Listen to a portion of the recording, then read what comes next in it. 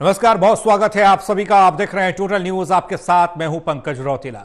हरियाणा में चुनाव नजदीक है और एक बार फिर से पार्टियों द्वारा की जाने वाली घोषणाओं पर प्रदेश की सियासत गरमाई हुई है। आमने सामने है बीजेपी और कांग्रेस। वादों और घोषणाओं के जरिए एक दूसरे को मात देने की रणनीति बन रही है। बीजेपी अपने द्वारा की गई घोषणाओं को पूरा होने की बात कर रही है, तो वहीं कांग्रेस को घेरा जा रहा है। प्रदेश के मुखिया मनोहर लाल पलटवार कर भूपेंद्र हुड्डा द्वारा अपने कार्यकाल में किए गए वादों की याद दिला रहे हैं, उनका फीडबैक मांग रहे हैं। यानी घोषणाओं पर सियासी घमासान कि सरकार में कितना हुआ काम, जनता का सम्मान कितना किया गया, किसी घोषणा में कितनी असरदार घोषणाएं रही, दमदार घोषणाएं रही, पानी, बिजली, स्वास्थ्य को लेकर क्या बात हुई, विकास पर कितना ध्यान दिया गया, मौजूदा स्थिति में किसकी सरकार का काम किस पर भारी पड़ता दिख रहा है। आज चर्चा इसी पर होगी।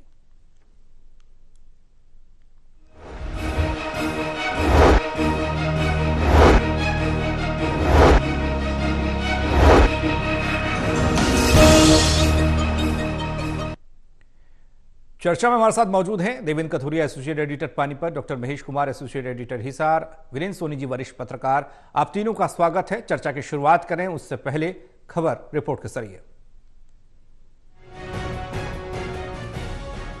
प्रदेश में आने वाले चुनावों से पहले दोनों बड़े नेताओं सीएम मनोहर लाल और पूर्व सीएम भूपेंद्र सिंह हुड्डा में घोषणाओं को लेकर वार पलटवार शुरू हो गया है। भूपेंद्र हुड्डा अपने कांग्रेस कार्यकर्ता सम्मेलनों में जोर शोर से कह रहे हैं कि मतदाताओं में प्रचार करो कि कांग्रेस की सरकार बनाओ, पेंशन हर महीने 6,000 रुपए देंगे, 300 यूनिट बिजली फ्री, गैस सिलेंडर 500 रुपए में और गरीबों को 100 गज के प्लॉट की स्कीम फिर शुरू करेंगे।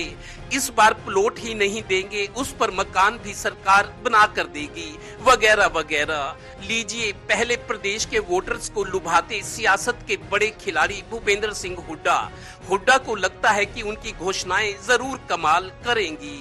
एक नया अभियान हम शुरू कर रहे हैं पूरे हरियाणा में। क्या मीटिंगें करे, जलसे कर रही है, बहुत अच्छा हमारे को वो मिला है, समर्थन मिला है। तो इस वास्ते एक और जो अभियान हम चलाएंगे वो चलाएंगे घर घर कांग्रेस। हर घर तक पहुंचेंगे, कार्यकर्ताओं का काम है हर घर तक कांग्रेस पहुंचे, घर घर कांग्रेस का चलाएंगे। तो वो जब आप जाओगे गांव में, लोगों के पास, गांव में, घरों में, तो लोग पूछ सकते हैं आपसे कि भाई आपकी पार्टी की सरकार आ गई तो आप क्या करोगे। उधर आजकल फुल एक्शन में दिख रहे मुख्यमंत्री मनोहर लाल भी पलटवार कर रहे हैं। मतदाताओं से मुखातिब होकर कह रहे हैं, इन्होंने 2014 के चुनाव से पहले 10 नवंबर 2013 को गोहाना रैली में एक साथ कई बड़ी घोषणाएं कर दी थी। तब के अखबार के पन्ने पलट कर तो जरा देखो, अब 75 साल की उम्र में सियासी दंगल क्या करेंगे। कांग्रेस में और भी तो नेता हैं, उन्हें भी काम करने दो भाई। मनोहर लाल की ये टिप्पणी क्रिकेट मैदान में कंगारुओं की तरह माइंड गेम वाली है, जरा सुन लो। घोषणाएं हैं, गोहाना रैली 2013 में उन्होंने बहुत की थी। अगर आपको कोई अखबार मिल जाए उस समय की और पन्ने आप उठा के देखेंगे तो 2013 में बहुत घोषणाएं की। मैं कहता हूँ टक्कर क्या, वो अगर 75 साल के हो गए, प्रभु उनकी आयु लंबी करे, लेकिन ये सारे काम करने के लिए कोई एक व्यक्ति विशेष करता है ऐसा नहीं है, एक सिस्टम करता है, विचारधारा करती है। तो सिस्टम में उनके साथ और बहुत लोग हैं। अगर कांग्रेस को खड़ा करना है तो कांग्रेस में इतने सारे और बहुत लोग हैं, उन्हीं को क्या जरूरी था टक्कर उन्हीं को लेनी है। कांग्रेस पार्टी से नाते से आए ना मैदान में। और खैर, हुड्डा साहब ने 2014 के चुनाव से पहले तब सरकार में रहते हुए ताबड़तोड़ घोषणाएं की थी। पूरा करने का उन्हें मौका तो नहीं मिला। अब उनकी घोषणाएं मुफ्त ले लो वाली हैं। पर दो बड़े सवाल जरूर हैं कि क्या चौधरी साहब ने घोषणाओं के बारे में हाईकमान को विश्वास में लिया है या उसकी सहमति है, क्योंकि कांग्रेस का एसआरके गुट इन घोषणाओं पर एतराज कर रहा है। दूसरा सवाल ये कि घोषणाएं सभी वर्गों और वोटर्स के लिए हैं, क्या यहाँ भी कंडीशंस अप्लाई हैं? मतलब सरकार आने पर शर्तें तो लागू नहीं करेंगे? कृपया लोगों को साफ कर दें। धन्यवाद। Haryana bureau, total news.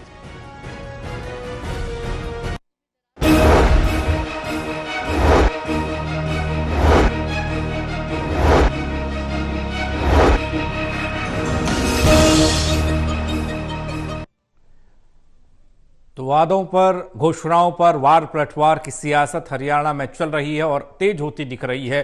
चुनाव से पहले भूपेंद्र हुड्डा वर्सेस मनोहर लाल की स्थिति क्या कहती है? जो माइंड गेम खेला जा रहा है उसका कितना असर चुनाव पर पड़ेगा, आम जनता पर पड़ेगा, जानने की कोशिश करेंगे। देवेंद्र, चर्चा की शुरुआत आपसे कर रहे हैं।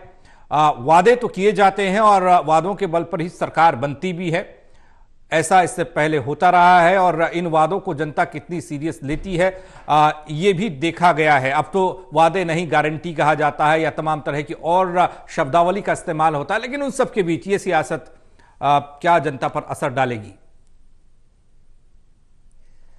देखिए पंकज, दो चीजें हैं। सितंबर 2013 मेरे को याद है, प्रधानमंत्री नरेंद्र मोदी और बीजेपी की जब हवा चली थी तो नरेंद्र मोदी जी ने प्रधानमंत्री बनने से पहले सितंबर 2013 में रेवाड़ी में पूर्व सैनिकों की बड़ी रैली को संबोधित किया था।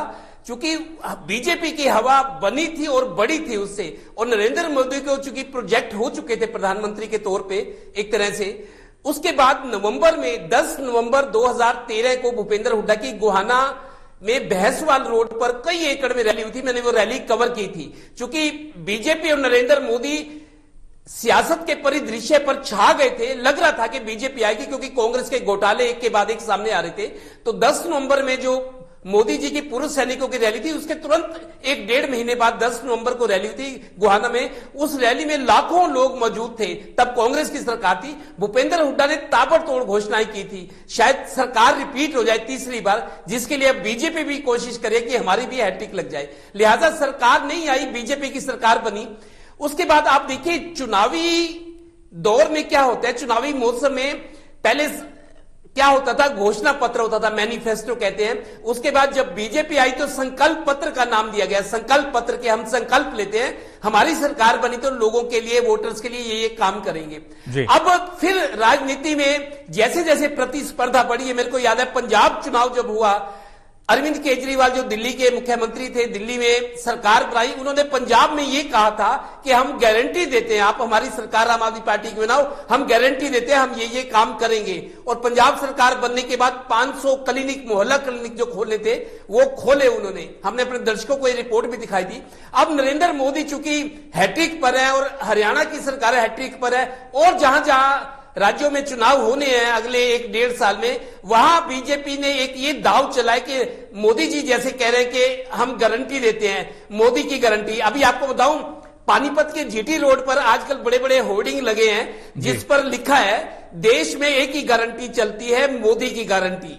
और कल से मैं देख रहा हूं होर्डिंग पे एक नया कंसेप्ट आ गया है, उसमें लिखा है राम आएंगे 22 जनवरी 2024 को।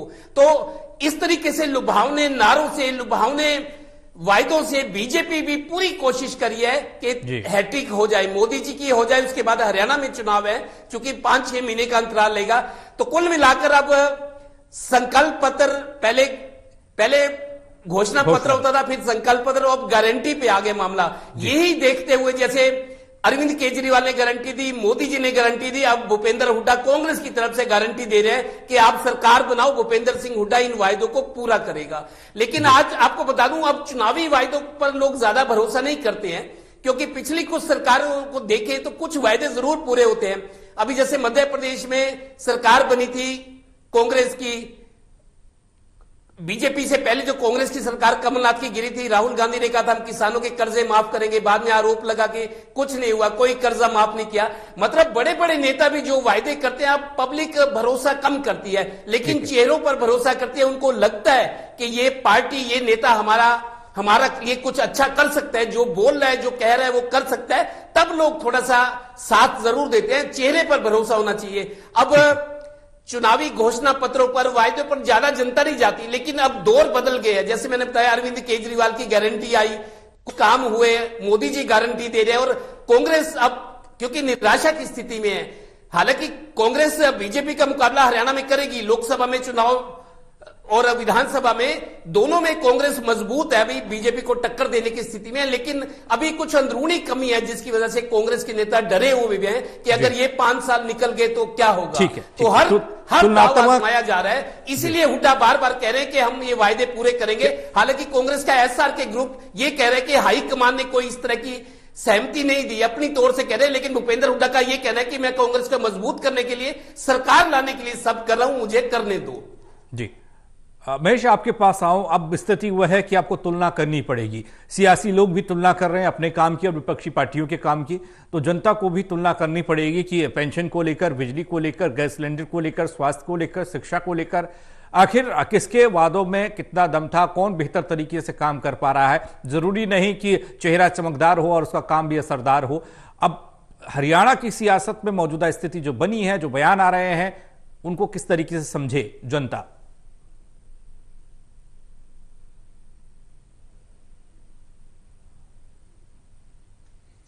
देखिए पंकज, संकल्प पत्र से गारंटी तक पहुंच चुके हैं और मुझे लगता है कि गारंटी से आगे जो शब्द इस्तेमाल किया जाएगा वो होगा सुपर गारंटी, क्योंकि गारंटी भी जो दी जानी है वो पूरी नहीं की जा सकती। इस तरह के लुभावने वादे जनता के साथ किए जाते हैं।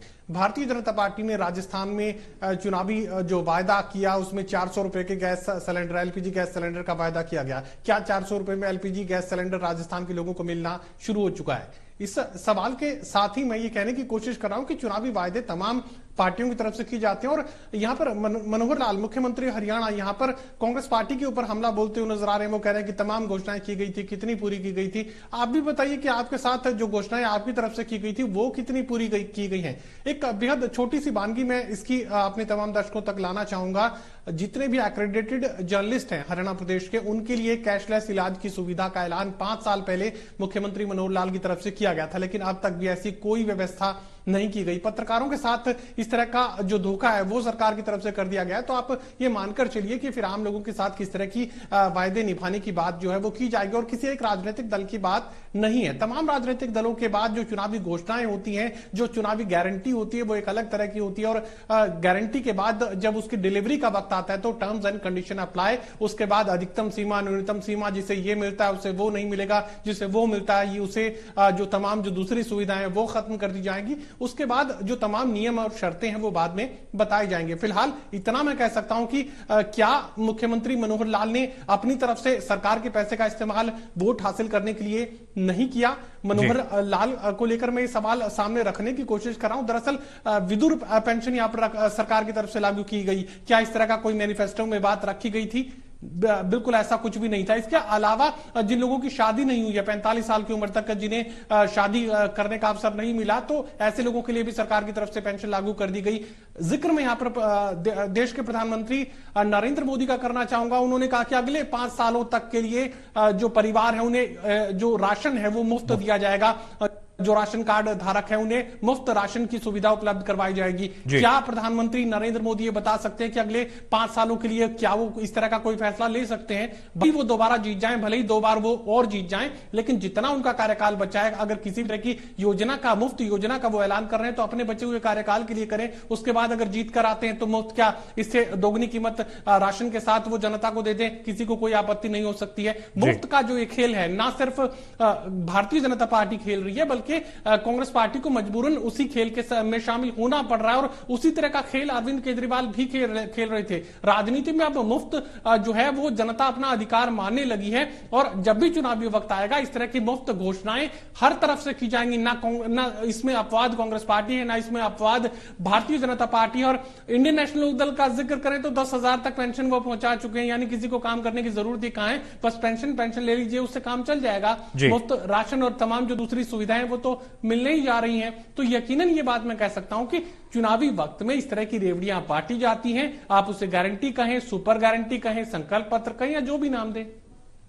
जी वीरेंद्र जी, मैं आपके पास आ रहा हूं। तमाम गारंटी, सुपर गारंटी, घोषणा पत्र, ये सब देखा और पहले के दौर में तो शायद इस बात का जिक्र होता था कि देखिए फलाने का मैनिफेस्टो है, घोषणा पत्र है, इन्होंने ये बातें कर रखी हैं, इस बात की गारंटी उनका वो पत्र देता था। आज वादे किए जाते हैं, मंच से हो या फिर किसी और तरीके से घोषणा की जाती है, लेकिन असर कितना दिखाई देता है? क्योंकि कुछ वादे 2014, 2019 और अब तक लोगों के कानों में घूम रहे हैं। विपक्षी पार्टियां कई दफा याद दिलाती है और कई पर ऐसा रिएक्शन आया कि जब सवाल किया गया कि भैया एक वादा ऐसा भी था, तो एक अटपटा सा जवाब निकलकर उधर से मिला, उसको गौर नहीं किया जाता क्या? देखिए, सभी दल ऐसा करते हैं, कोई दल अपवाद नहीं है। अब लोगों को भी मालूम है कि ये चुनावी जुमले हो सकते हैं, मतदाताओं को रिझाने के लिए ये प्रयास हो सकता है। तो लोगों को कहता है जो उस समय घोषणा कर दे, जो उस समय वास्तव में मिल जाता है वही संभव होता है। बाद में कई घोषणाएं होती हैं, उन पर अमल नहीं हो पाता, बात आई गई हो जाती है और लोग भी भूल जाते हैं। तो विपक्ष को मौका मिलता है, विपक्ष इन मुद्दों को भुनाता रहता है और सत्तारूढ़ दल भी भूल जाता है। देखिए, कई इस तरह की घोषणाएं हो जाती हैं जिन पर लोगों को ध्यान ही नहीं जाता, चाहे संकल्प पत्र में उल्लेख हो, चाहे घोषणा पत्र में उल्लेख हो। और देखिए, घोषणा पत्र तो कागज का टुकड़ा है, लोग भूल जाते हैं, सिर्फ चुनावी सुर्खियां उसी दिन बनती है, बाद में लोग भूल जाते हैं। और मतदाताओं को भी रहता है कि जो घोषणा चुनाव से पहले हो जाती है, जिस पर कार्यान्वयन हो जाता है, वही पक्की गारंटी होती है। बाद में तो सिर्फ किसी भी दल को ये कहने का अवसर मिल जाता है कि ये तो चुनावी जुमला था, ये तो वैसे ही मतदाताओं को रिझाने के लिए कहा था, ये इसके लिए बजट की व्यवस्था नहीं है। तो इस तरह की व्यवस्थाएं तो चलती ही रहती हैं। देखिए, राजस्थान के अंदर जो है वो स्वास्थ्य बीमा था, उसमें जो लोग उसके दायरे में नहीं आते थे, 850 रुपए देकर कोई भी उस बीमा धारक में, उस बीमा में शामिल हो सकता था और वो बीमा 25 लाख रुपए का था। इसके बावजूद भी वहां अशोक गहलोत की सरकार हार गई।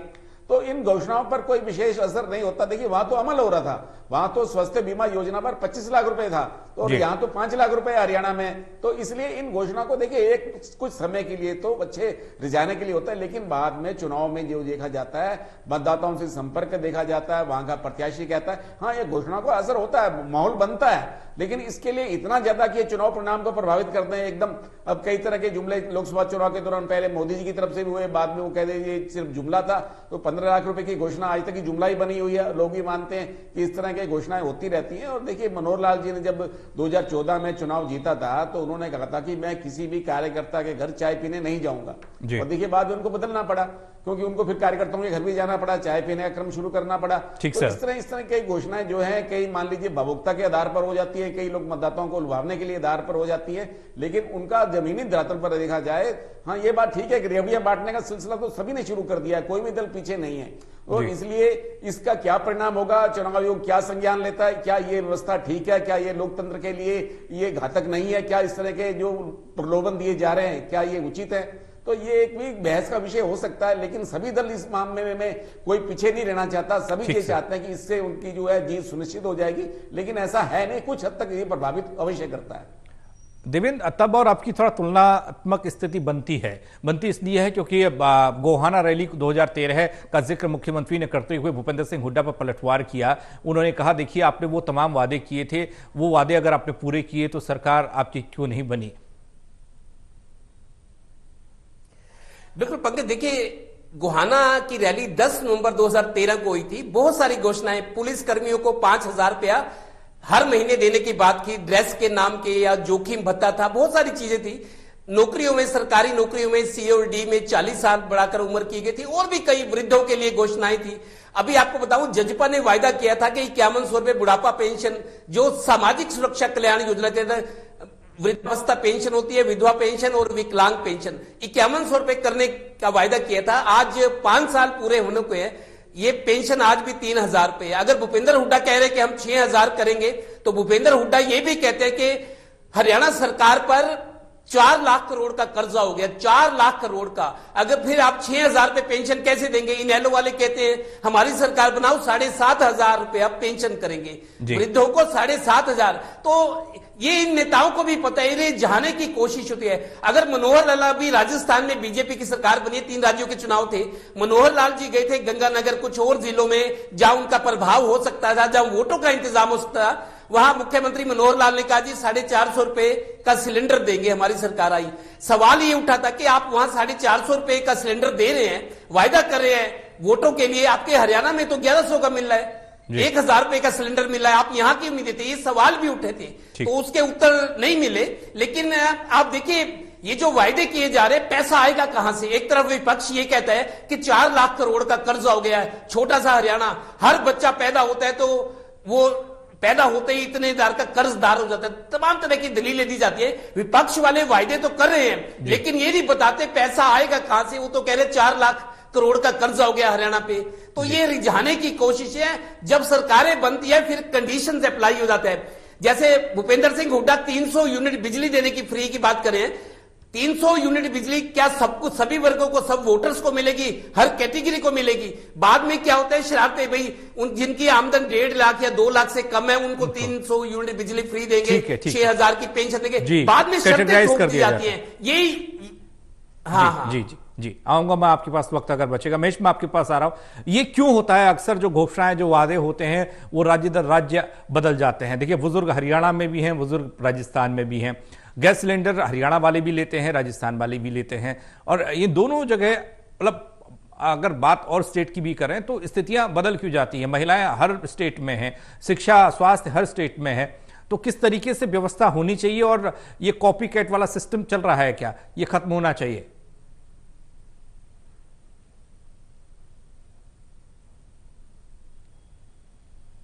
देखिए, मुफ्त की जो योजनाएं हैं वो तमाम सरकारों की तरफ से लागू की जा रही हैं, इसमें कोई इनकार नहीं किया जा सकता, लेकिन अलग अलग परिस्थितियों में यहां पर तोलकर एक तरीके से दांव खेलने की कोशिश तमाम राजनीतिक दलों की तरफ से चुनाव में की जाती है। वो देखते हैं कि राजस्थान में अगर पेंशन, बुढ़ापा पेंशन 1500 रुपए तक है तो 500 और बढ़ाएंगे तो काम चल जाएगा। अब हरियाणा प्रदेश में अगर कोई कहे कि कोई राजनीतिक दल अगर वायदा करे कि 1500 रुपए जो है बुजुर्ग पेंशन दी जाएगी तो लोग हंसेंगे, वो कहेंगे कि 3000 तो पहले से कम 5 तो करते।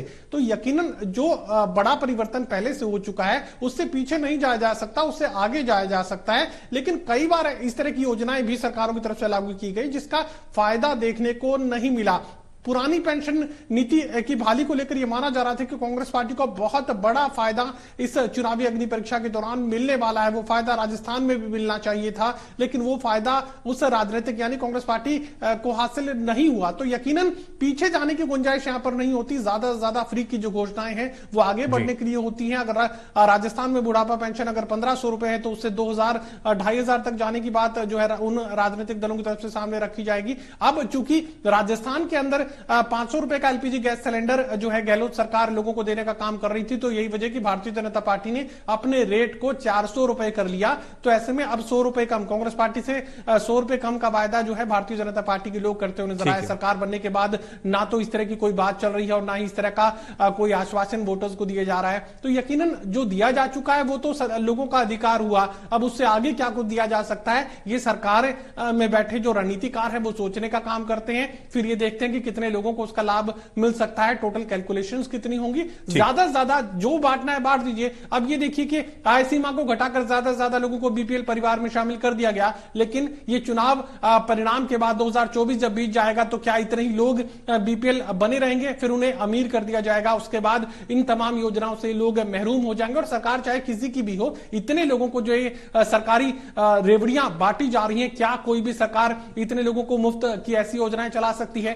फिलहाल तो आप ज्यादा से ज्यादा लोगों को बीपीएल परिवारों में शामिल कर रहे हैं। आप 4 से 5 गुना तक बीपीएल परिवारों की संख्या आपने बढ़ा दी। अगर इतनी बेहतरीन सरकार थी तो आखिर क्या वजह है कि पिछले 9 सालों में आपके जो बीपीएल परिवारों की संख्या है वो 3 से 4 गुना से ज्यादा हो चुकी है। तो अगर योजना इतनी बेहतरीन थी तो 4 गुना बढ़ोतरी यहाँ पर। वीरेंद्र जी, मैं आपके पास आ रहा हूं, यही सवाल को लेकर अक्सर ये सवाल किया जाता है कि अब ज्यादा से ज्यादा लोगों को सरकार के पैसे का लाभ जो है लोगों तक पहुंचाने की कोशिश की जा रही है। बाद में जो होगा देखा जाएगा। ठीक है वीरेंद्र जी, जिस तरीके से ये अक्सर सवाल पूछा जाता है, कोई पार्टी दूसरे राज्य में चुनाव लड़ने के लिए जाती है तो वो बताती है कि हम ये चीजें देने वाले हैं, जैसे बीजेपी का यहां पर उदाहरण दिया जा रहा है। फिर वहां पर एक सवाल आता है कि जब आप ये चीजें कर सकते हैं, आपके पास इतनी बेहतर पॉलिसीज है, तो पहले उन स्टेट में क्यों नहीं करते जहां पर आप काबिज हैं? बिल्कुल ये सवाल आता है, और जब ये सवाल पूछा जाता है तो सभी जो नेता हैं वो अपना इससे कोशिश करते हैं। तो देखो, ये एक तरह के जहां पर चुनाव होते हैं वहीं सुविधाएं दी जाती हैं, दूसरे राज्यों में जहां आपका सरकार है वहां क्यों नहीं दी जाती? और ये देखिए, मतलब आप मतदाताओं को तो लुभाने की घोषणाएं कर रहे हैं, लेकिन क्या जो विधायकों को सुविधाएं मिल रही हैं क्या उनमें भी कभी कटौती करेंगे? उन पर कितना बोझ बढ़ता जा रहा है, उनके भत्ते बढ़ते जा रहे हैं। अब देखिए, पंजाब में जो है सिर्फ एक ही कार्यकाल की पेंशन दी जाती है, चाहे कितना भी कार्यकाल रहा हो, पेंशन सिर्फ एक ही दी जाती है।